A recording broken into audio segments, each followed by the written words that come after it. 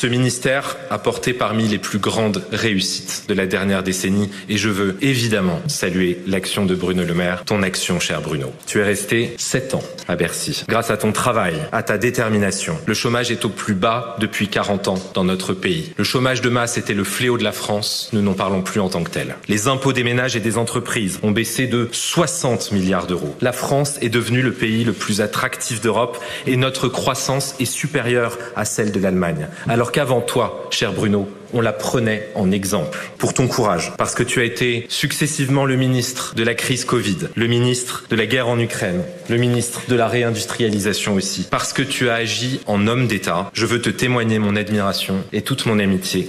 Est-ce que cette vidéo est une parodie ou un simple sarcasme de sa part? Parce que honnêtement, on ne l'a pas vu dans le même pays. Étrangement, le nouveau ministre de l'économie ne mentionne pas la dette abyssale que Nono la dette nous a laissée. 3000 milliards d'euros, dont 1000 milliards à lui seul en 7 ans.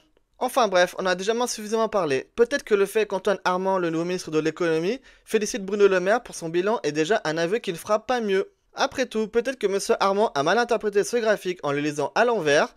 Par exemple, la France est l'un des pays d'Europe occidentale les plus mal classés en termes de liberté économique, notamment en raison du poids de sa fiscalité.